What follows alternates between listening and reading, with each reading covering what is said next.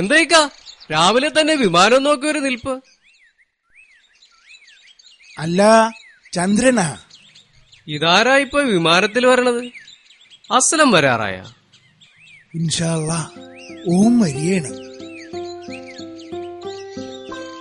വിമാനം കണ്ടപ്പോ ഞമ്മളങ്ങനെ ആലോചിക്കുകയായിരുന്നു, ചിലപ്പോ അതിലുണ്ടാവാനും മതി.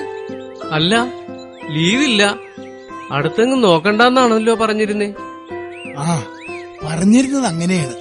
പക്ഷെങ്കില് അഫ്ഗാനിലെങ്ങാണ്ട് യുദ്ധം തുടങ്ങിയിട്ടുണ്ടല്ലോ. അതീ പിന്നെ ഗൾഫില് മൊത്തം പ്രശ്നങ്ങളാണെന്നോ ആടെ നിക്കാൻ പറ്റണില്ലെന്നൊക്കെയാണ് ഓം പറയണേ. അതുകൊണ്ടാ ഇടാപിടിന്ന് ഇങ്ങനൊരു വരവേ. അത് ശരിയാ, പണ്ട് കുവൈറ്റ് യുദ്ധം ഉണ്ടായിരുന്നപ്പോഴും ഇങ്ങനെയായിരുന്നു. നമ്മുടെ മനക്കിലെ സുരേഷയ്ക്ക് അന്ന് അങ്ങനെ പോന്നതല്ലേ. പിന്നെ അസ്ലം എപ്പോ എത്തും? ഉച്ചയ്ക്ക് മുമ്പ് എത്തൂന്നാ പറഞ്ഞിരിക്കണേ. ചോദിച്ചപ്പോ ചെല്ലണ്ട, കാറ് വിളിച്ചിങ്ങ് പോന്നോളാന്ന് പറഞ്ഞു. അല്ലേലും വയ്യാണ്ട് കിടക്കണ ഓളെ തനിച്ചാക്കി നമ്മളെങ്ങനെ പോവാനാ? പിന്നെ ഏതായാലും റോഡ് വരെ ഒന്ന് പോയി നിക്കാന്ന് വിചാരിച്ചു. ആ, അത് നല്ലതാ, ഇത്രയും നാള് കൂടി വരണതല്ലേ. എന്നാ പിന്നെ വാ, ഞാനും ഉണ്ട് റോഡിലേക്ക്. ആ,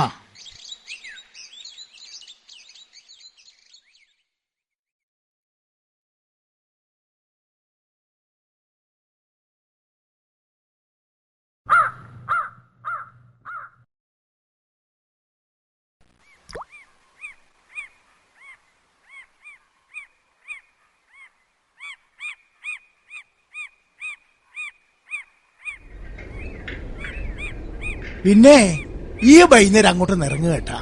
ആ ശരിക്ക.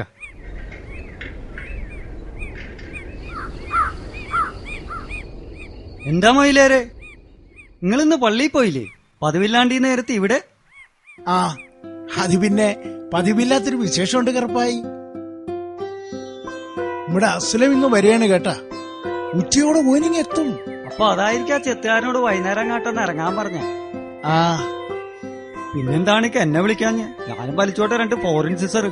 അന്നെ വിളിക്കാൻ തുടങ്ങുമ്പോഴല്ലേ ഈ കരി ചോദിച്ചേ. ഇമ്മാ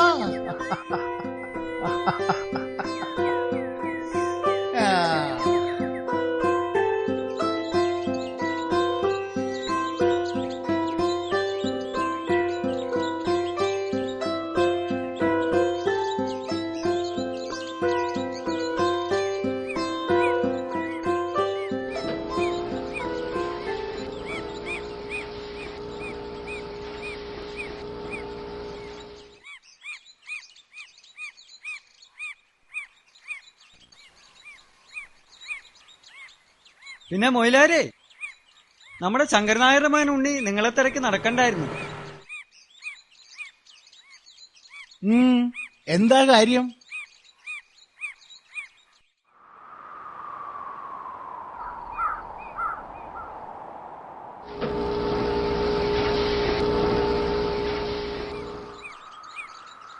എത്ര നേരായി ഒരൊറ്റ മീൻ പോലും എടുക്കണില്ല.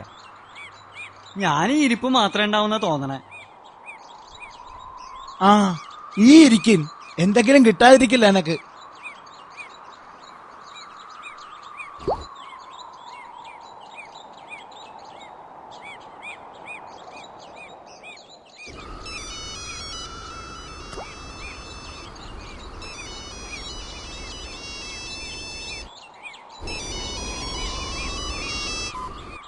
ഹലോ പാപ്പ, അസ്ലമാണ്. ഈ ഇപ്പൊ എവിടുന്നാ? ഇങ്ങെത്താറായോ? ഇല്ല, ഞാനിവിടെ എയർപോർട്ടിൽ നിന്നാ. പിന്നെ ഞാനിപ്പോ വിളിച്ചത് എന്തേ? അത് ഇന്നലെ വിളിച്ചപ്പോ വാപ്പ എന്നോട് ചോദിച്ചില്ലേ ലീവില്ലാന്ന് പറഞ്ഞിട്ട് പിന്നെന്താ ഇത്ര പെട്ടെന്നൊരു വരവെന്ന്. എൻ്റെ ഒപ്പം ഒരു സുഹൃത്തു കൂടി നമ്മുടെ വീട്ടിലേക്ക് വരുന്നുണ്ട്. ഓനെ എത്രയും പെട്ടെന്ന് ഗൾഫിൽ നിന്ന് മാറ്റുന്നതിനാ ഈ വരവ്. ഓനെന്താ അവിടെ പ്രശ്നം? ഓന്റെ പ്രശ്നം, ഓൻ ജീവിതത്തിൽ ചെയ്യാൻ പാടില്ലാത്ത പലതും ചെയ്തു. ഒടുവിൽ ജീവിതം തന്നെ കൈവിട്ടു പോയി. ഇപ്പോ ഓനൊരു കൈയും കാലും ഇല്ലാണ്ടായി. ഈ പറയണമെന്ന് ഞമ്മക്ക് അങ്ങോട്ട് തിരിയണില്ല. എങ്ങനാ ഓന്റെ കൈയും കാലും ഇല്ലാണ്ടായ? അത് കഴിഞ്ഞ അഫ്ഗാൻ യുദ്ധത്തിനിടയിലാ ഓന് കൈയും കാലും പോയത്.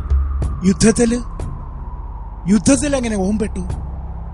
പാപ്പ, അത് ഓൻ ഗൾഫിൽ ജോലിക്കായിട്ട് വന്ന ആളാ. പക്ഷേ തിരിച്ചറിവില്ലാതെ ചില തീവ്രവാദ ഗ്രൂപ്പുകളിലും സംഘടനകളിലും ഒക്കെ ചെന്ന് പെട്ടുപോയി. ഇപ്പോ എല്ലാം നഷ്ടപ്പെട്ടപ്പോൾ ഓൻ അതിൽ നിന്നൊക്കെ രക്ഷപ്പെടണമെന്നുണ്ട്. പക്ഷേ അവിടെ നിന്നാൽ ഒരിക്കലും അത് പറ്റില്ല. അതുകൊണ്ട് ഓനെ ഞാൻ നമ്മുടെ വീട്ടിലേക്ക് കൊണ്ടുവന്നാൽ വാപ്പാക്കും ഉമ്മാക്കും ഓനൊരു ഭാരമാവോ? നിങ്ങൾ ഓനെ വെറുക്കുവോ?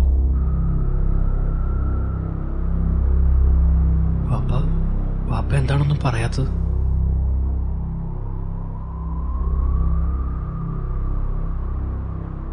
അസ്ലം, അന്റെ ചങ്ങാതിരെ കാര്യം കേട്ടിട്ട് ഞമ്മക്ക് വല്ലാത്ത വിഷമമുണ്ട്.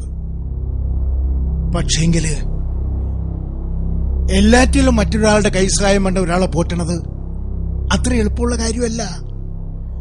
അത് നമ്മുടെ കുടുംബത്തിന്റെ മുഴുവൻ സന്തോഷവും ഇല്ലാണ്ടാക്കും. പക്ഷെ വാപ്പ, ഞാനെങ്ങനെ കൈയൊഴിയും? കൈ ഒഴിയണം. കാരണം എന്താന്ന് വെച്ചാ ഓം പെറ്റ നാട് തന്നെ കുട്ടിച്ചോറാക്കുന്നത് സൈത്താൻ കൂടിയാ. പടശവും പോലും പൊറുക്കോ അവനോട്. അതുകൊണ്ട് ഈ ഓന്റെ കാര്യം അങ്ങോട്ട് മറന്നുകളാ. വാപ്പയും ഉമ്മയും കണ്ണടയ്ക്കുന്നവരെയെങ്കിലും മനസ്സമാധാനായിട്ടൊന്ന്. അസ്ലം, ഹലോ?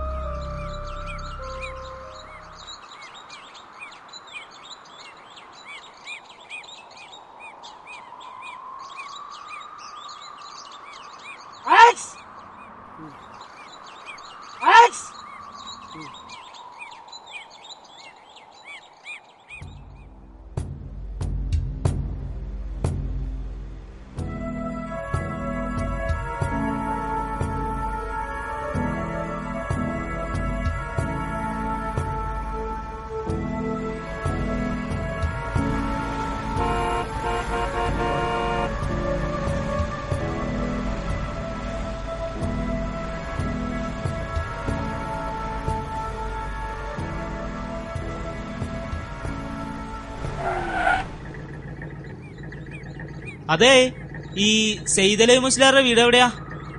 ഞമ്മളാണ് സെയ്ദലവി മുസ്ലിയാർ. ഓ, ആശ്വാസമായി. എത്ര നേരായിരുന്നോ ഈ കറക്കം തുടങ്ങിയിട്ട്.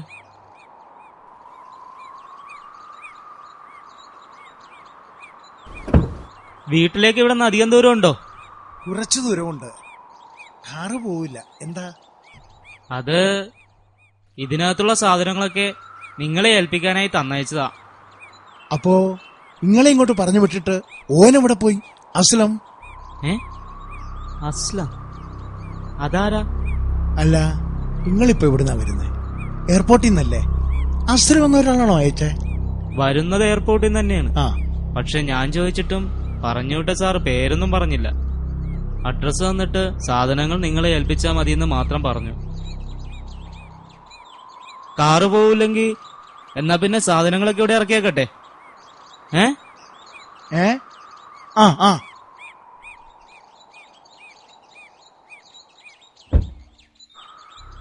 ആളെക്കുറിച്ച് പറയുകയാണെങ്കിൽ ആ സാർ ഒരു കയ്യും ഒരു കാലും ഇല്ലാത്ത ആളായിരുന്നു.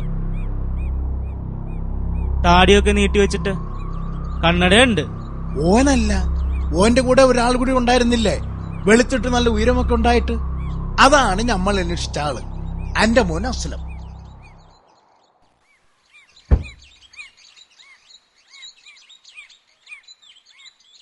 ഏയ്, അതിന് കൂടെ വേറെ ആരും ഉണ്ടായിരുന്നില്ല. അവിടെ ആകെ ഒരാളെ ഉണ്ടായിരുന്നുള്ളൂ. പിന്നെ അയാളും നിങ്ങൾ പറഞ്ഞതുപോലെ വെളുത്ത് നല്ല ഉയരമൊക്കെ ഉണ്ടായിട്ടാണ്. പക്ഷെ ഒരു കൈയും കാലും ഇല്ലെന്ന് മാത്രം.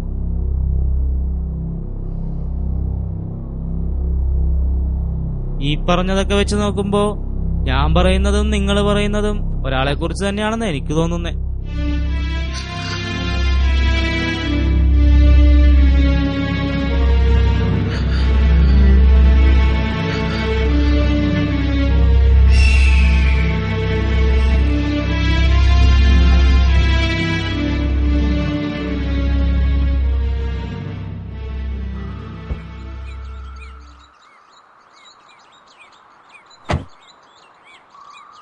നിങ്ങളുടെ കാശ് അതൊക്കെ അവിടെ വെച്ച് തന്നെ വന്നിട്ടുണ്ട്.